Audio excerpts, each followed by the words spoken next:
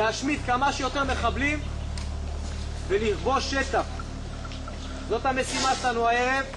אנחנו המפקדים נוביל בכל התקלות. ההתקלות הראשונה, הרבה אגרסיביות, הרבה אש, לא לפחד. אם צריך גם מוציאים סכין ודוקרים את המחבל. אם כבר להיכנס ללבנון, אז עדיף לעשות את זה עם סגן אלוף אבי דהן, מפקד גדוד 931 של חטיבת הנחל. כשישראל יצא מלבנון לפני 6 שנים, הוא היה הקצין האחרון על הבופור, הוא זה שפוצץ את הבופור. כל מי שהיה בלבנון מושך איתו משהו מההיסטוריה ומהמקום הזה. נלחמת בו כל כך הרבה שנים, ואיבדת חברים מאוד קרובים לך, יש לו איזושהי פינה בלב. עוד דמות שאמרו לי בגדוד שכדאי לי להכיר הוא ביצ'ה, המ"פ ממוצא אתיופי. אמרתי לעצמי שמתישהו במהלך השהות שלנו בלבנון אני אמצא לכך את הזמן.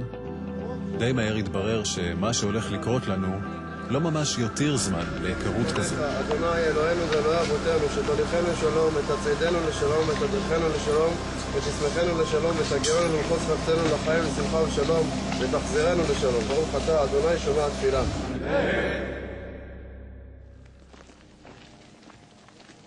היציאה שלנו היא מהבסיס הזה בצפון.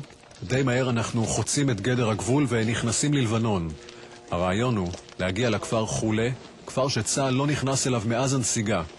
יש לנו כעת טיפוס של 2 קילומטר במעלה הגבעות שמובילות לכפר, כשאש של ארטילריה וירי מן האוויר מחפים עלינו בדרך. קשה, תן לי אש.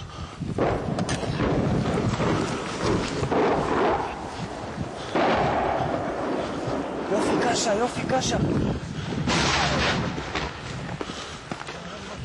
קדימה, תחילת תנועה, תחילת תנועה.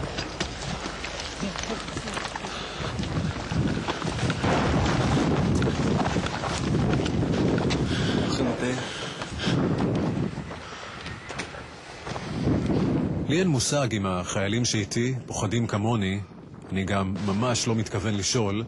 בכל אופן, דבר ראשון ששמים לב בתוך לבנון זה לשריקות של הפגזים והנפילות שנשמעות ומורגשות הרבה יותר ככל שמתקרבים.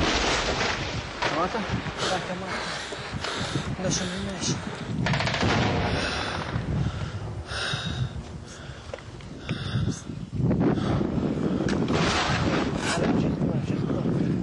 נכנסים לעיירה חולה, שידועה כעיירה אלימה ביותר בתקופת לבנון, עיירת חיזבאללה, שיעית, מובהקת.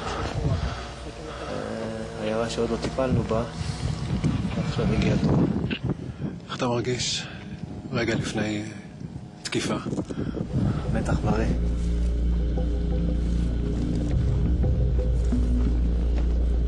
תסתכל על הערוץ מאחוריך, קריית שמונה וכפר גלעדי ומרגליות, כל עמק החולה, ותבין שתקיפה שלנו כאן, שמעת אנשים מתחתנו למטה.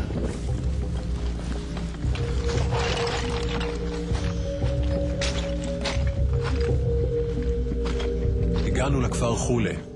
במצלמה שבה אני מצלם, לא ממש רואים את הכפר, משום שמטבע הדברים אסור לי להשתמש בשום מקור אור. הדרך היחידה לשבור את האפלה המוחלטת כאן היא להצמיד לעדשה לרגע משקפת לראיית לילה שנותן לי אחד החיילים. וכאן מתחיל הלחץ.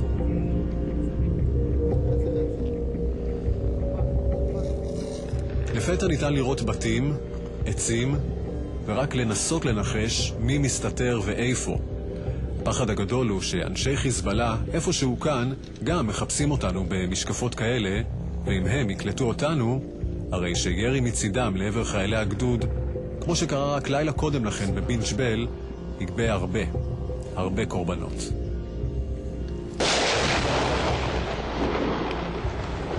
המבצעית פה, אני עובר פה.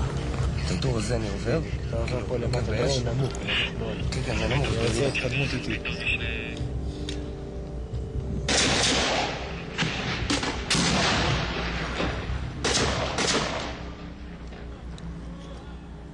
מפעילים עכשיו יש ארטילריה כבדה פנימה לתוך הכפר עצמו, לתוך הקו ששמעת עכשיו, זה יהיה ארטילרי שלנו. הטנקים פה מעלינו גם כן יורים פנימה. אנחנו משתלטים עכשיו בית בית.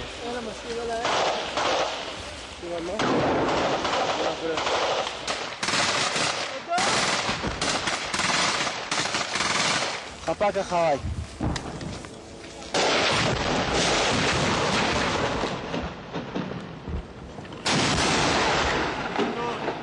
טוב מאוד, יופי של פגיעה. הלאה, קדימה, קדימה. יואן, שם טוב. בוא, יואן. איזה בית זה?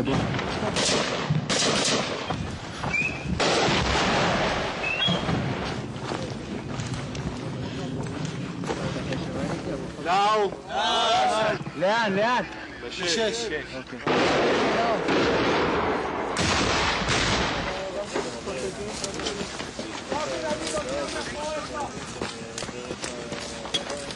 בסדר? ואז נתאר אותו מבפנים.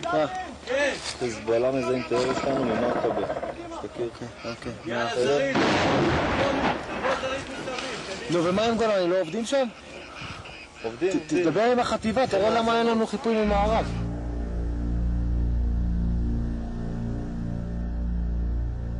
בנקודה הזו ברור לנו שכוחות חיזבאללה בדרך אלינו. מה שכרגע עוד לא ברור הוא כמה, אם בכלל, מצויים בבתים אליהם אנחנו נכנסים כרגע. רק כדי להמחיש את מה שלא ניתן לצלם כאן באפלה המוחלטת, חיילי גדוד 931 מחתרים כעת בית אחר בית ומתארים אותו. לאחד הבתים נכנס כוח של המ"פ ביצ'ה. אני והמצלמה שלי כרגע עם חיילים שמצויים בחזית הבית שליד.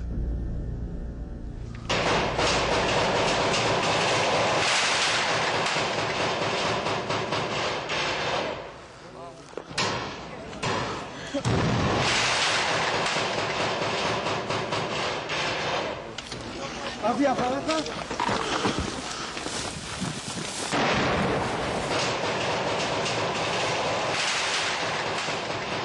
טוב, זה כבר נשמע אחרת.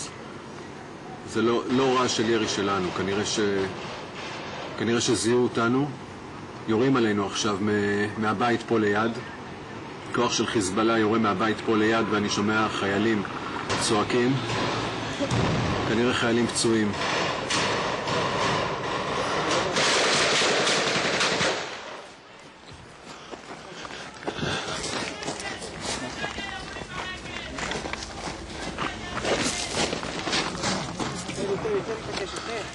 חוליה רפואית לאחים, חוליה רפואית. בוא איתי, אביב, בוא איתי. חוליה רפואית פה. כנראה פצוע אחד ברגל. יש פצוע אחד, להירגע, חבר'ה, לא קרה כלום, להירגע. אני מבין למה לא מחלצים אחורה ותוקעים את הבית. כן! מה איתו? אבי,